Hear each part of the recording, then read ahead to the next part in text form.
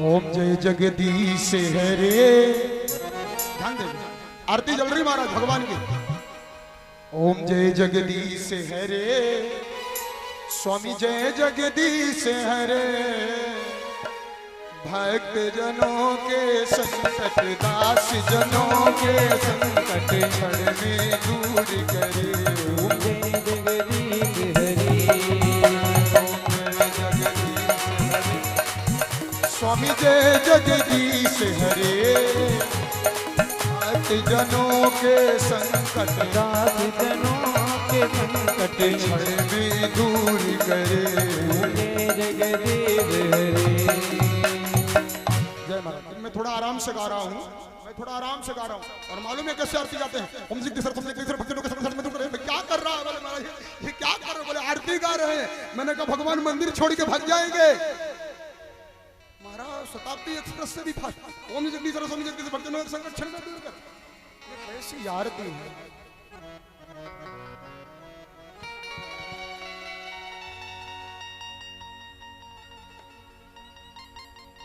और इतना ही नहीं, अगरबत्ती जला के खड़े हैं और भगवान से अगरबत्ती जला के कहते हैं। और क्या कहते हैं सुने। जो ध्यावे फल दुख बिन से मन का, वो स्वामी दुख बिन से मन का, स्वामी दुख बिन से मन का, वो स्वामी दुख बिन से मन का।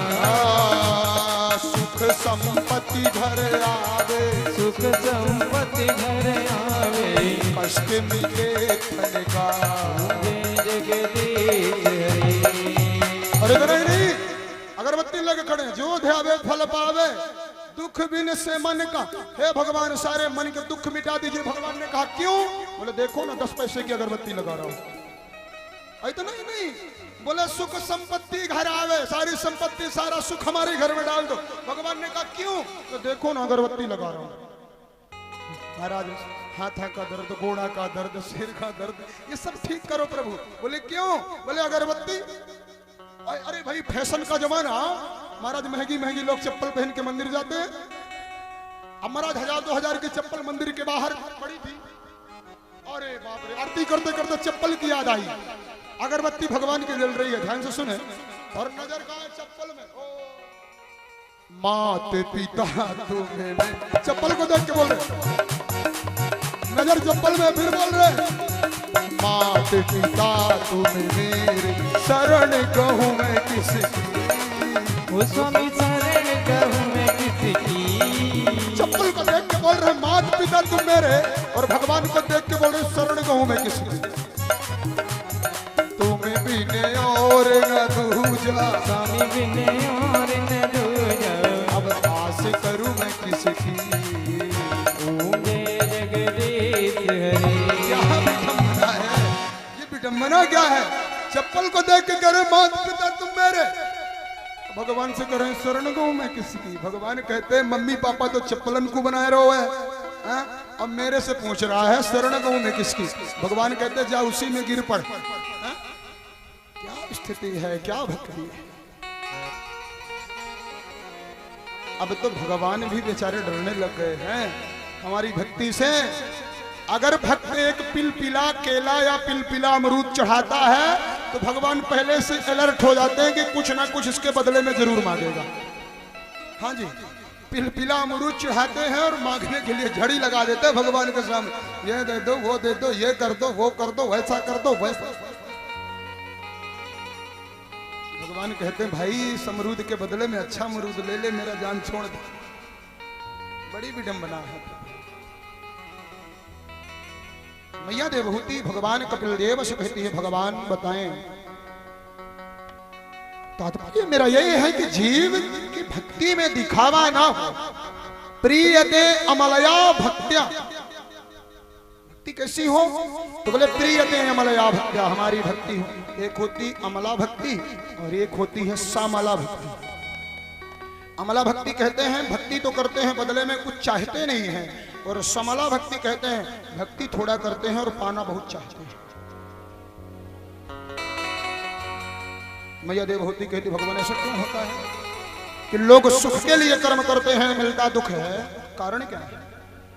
भैया देवहूति से भगवान कहते हैं, सुनो मां, जब व्यक्ति कर्ता अपने आप को मान लेता है, कोई भी,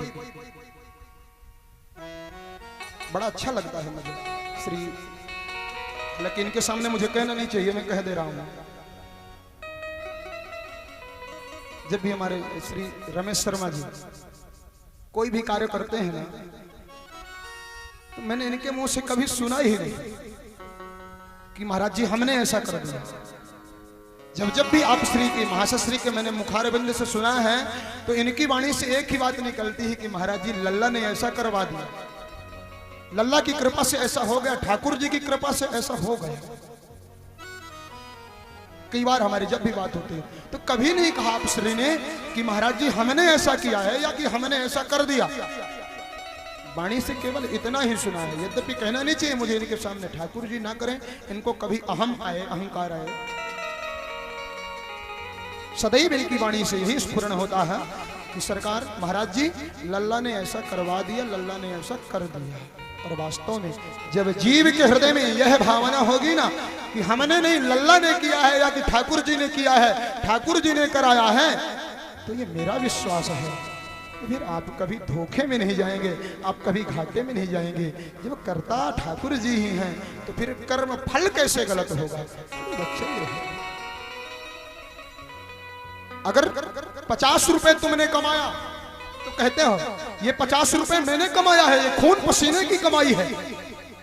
और 5 रुपए का घाटा हो गया ना, भगवान ने घाटा करवा दिया 5 रुपए का। घाटा हुआ तो भगवान ने कराया, कमाई हुई तो तुमने करवा लिया।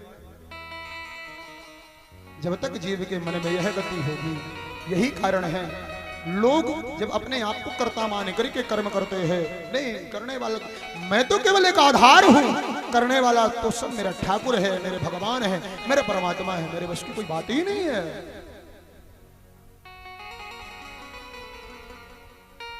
और मैया एक बात बताऊं, सुखी होने का सबसे अच्छा उपाय क्या है? स्वधर्माचरणम नित्यम विधर्माचा निवर्तन दैवान् लब्धेन संतोषः आत्मविचारणार्चनम। भगवान की कृपा से जो मिल जाए उसी में संतुष्टि करते हुए, और महाराज स्वधर्माचरणम नित्यम, अपने धर्म का आचरण करें और अधर्म से दूर रहे, और नित्य निरंतर मेरी भक्ति का अष्टांग योग का उपदेश दिया भगवान कपिल देव ने मां देवहूति को, और सांख्य शास्त्र का उपदेश दिया, और मां देवहूति को आज भगवान ने सुंदर योग पद प्रदान कर दिया ठाकुर जी ने, भगवान कपिल देव ने। बोले कपिल भगवान की। अब सुनते हैं महाराज मैया आकुति के वंश के वर्णन। आकुति का विवाह रुचि प्रजापति के साथ में हुआ। रुचि प्रजापति से सुंदर महाराज, रुचि प्रजापति का जो विवाह हुआ था पुत्रिका धर्म के अनुसार हुआ था। रुचि प्रजापति से और आकुति से सुंदर स्त्री और पुरुष का जोड़ा। भगवान का एक अवतार और होता है, बोले यज्ञ नारायण भगवान की। और यज्ञ नारायण भगवान की जो पत्नी है उनका नाम होता है दक्षिणा। दक्षिणा के बिना यज्ञ सदैव अधूरा रहता है, दक्षिणा के बिना कर्म कोई भी अधूरा रहता है। और महाराज आकुति देवहूति का हमने वंश वर्णन सुना, पुनः प्रसूति का वंश वर्णन सुने। प्रसूति का विवाह दक्ष प्रजापति के साथ में हुआ। दक्ष प्रजापति की महाराज सुंदर 16 कन्याएं हुई हैं। 16 कन्याएं, इनका नाम सुने हम। श्रद्धा, मैत्री, दया, शांति, तुष्टि, पुष्टि, क्रिया, उन्नति, बुद्धि, मेधा और तितिक्षा, ह्री, मूर्ति। कितनी हुई? बोले 13। 13 कन्याओं का विवाह होता है धर्म के साथ में। स्वाहा और स्वधा, इन 2 कन्याओं का विवाह, स्वाहा का विवाह अग्निदेव के साथ में और स्वधा का विवाह पितरों के साथ में। 16वीं कन्या का नाम होता है भगवती सती। सती का विवाह दक्ष प्रजापति के साथ में। सती का विवाह भगवान शिव के साथ में हुआ, जो दक्ष प्रजापति की कन्या है। महाराज इस तरह से हम लोगों ने 3 कन्याओं के वंश का वर्णन सुना। चलते हैं बेटों के वंश का वर्णन सुने। उत्तानपाद है महाराज। उत्तानपाद का विवाह हुआ है सुनीति के साथ। सुनीति बड़ी धर्मवती है। सुष्ठो नीति यश सा सुनीति। सुनीति से एक बड़े सुंदर पुत्र हुए और इस पुत्र का नाम होता है भक्तराज ध्रुव। महाराज कुछ ही समय पश्चात उत्तानपाद ने दूसरा विवाह कर लिया। दूसरा विवाह होता है सुरुचि के साथ। जैसे सुरुचि के साथ में दूसरा विवाह हुआ उत्तानपाद के साथ में, सुरुचि आते ही अपनी सौत सुनीति को घर से बाहर निकाल दिया, राज्य से बाहर निकलवा दिया। नन्हे से बेटे को लेकर के मैया सुनीति अब वन में रहने लगी। सुरुचि से और उत्तानपाद से एक बेटा हुआ। इस बेटे का नाम हुआ उत्तम।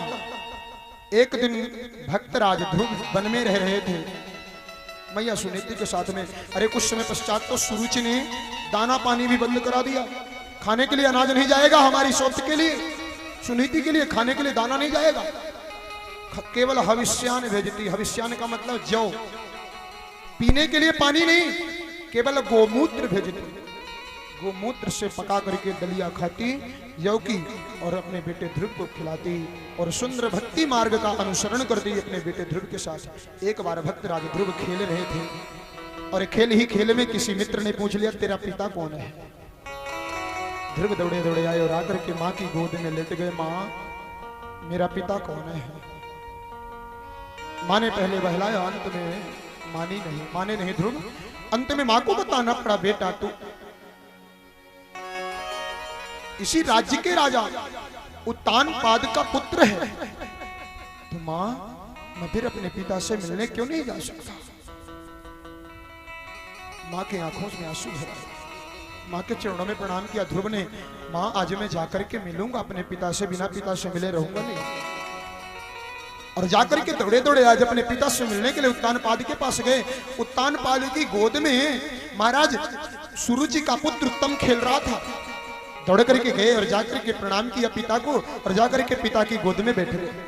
और जैसे पिता की गोद में बैठे, सुरुचि ने देखा है मेरी सौतन का बेटा है ये ध्रुव, और दौड़ी दौड़ी गई पिता के गोद से उठाया और जमीन पर फेंक दिया। अरे तुझे अगर पिता की गोद में बैठना है ना तो ऐसे नहीं बैठे, मालूम है। पिता की गोद में बैठने के लिए जा, पहले जंगल में जाके भगवान का भजन कर, और भगवान का भजन करके भगवान जब खुश हो जाए तो कहना कि मुझे पिता की गोद में बैठना है।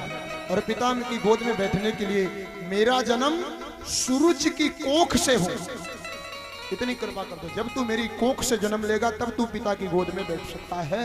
जा। महाराज रोते रोते आए भक्तराज ध्रुव। महाराज जाकर के मैया के चरणों में प्रणाम किए और प्रणाम करके माँ के चरणों में रुदन कर दिया। माँ आज मुझे छोटी माँ ने पिता की गोद से उतार कर फेंक दिया। मैया सुनीति पूछती क्या कहा तुम्हारे माँ ने। बोले माँ ने कहा अगर पिता की गोद में बैठना है तो भगवान खुश हो जाए तो पिता की गोद मांग लेना। सुनीति माँ कहती है बेटा एक काम कर, मैं तेरे से प्रार्थना करती हूँ मेरे बेटे कि तू अपनी उस माँ की एक बात मान ले और एक बात इस माँ की मान ले। ध्रुव ने पूछा उस माँ की क्या बात मानना है। बोले उस माँ ने कहा है कि अगर तुझे पिता की गोद में बैठना है तो भगवान का भजन कर। तो बेटा इस बात को तो मान कि भगवान का भजन कर ले, इतनी बात तो उस माँ की मान ले, लेकिन एक बात मेरी मान ले बेटा। बोले जब भगवान खुश हो ना तो पिता की गोद मत मांगना, जब भगवान खुश हो जाए तो परम पिता की गोद मांग लेना बेटा, ये मेरा आदेश है। और विदा कर दिया तिलक करके। और माँ आज रो रो के कहती है बेटा तू जा संग में दुआ हमारी बेटा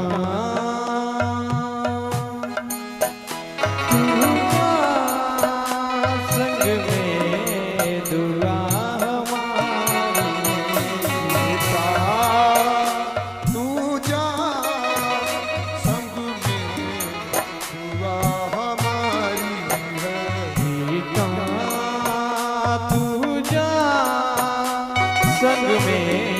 दुआ हमारी है। धन्य भारत में ध्रुव की महतारी है, धन्य भारत में ध्रुव की महतारी है। बेटा तू जा संग में दुआ हमारी है।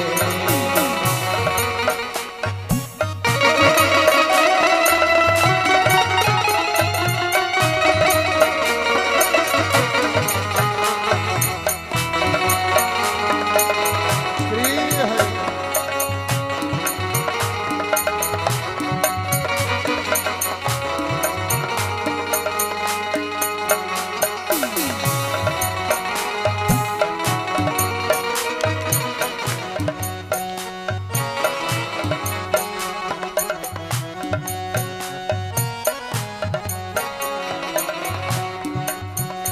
तुझको जाना है प्रभु को पाना है, तुझको जाना को पाना है, तुझको जाना है प्रभु को पाना है, तुझको जाना है प्रभु को पाना है।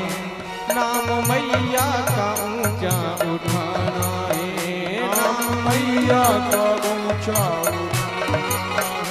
वरना आवे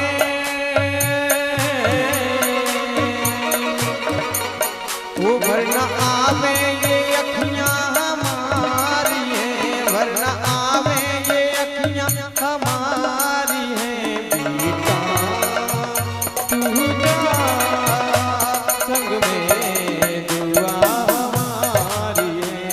बेटा तू जा संग में दुआ हमारी है।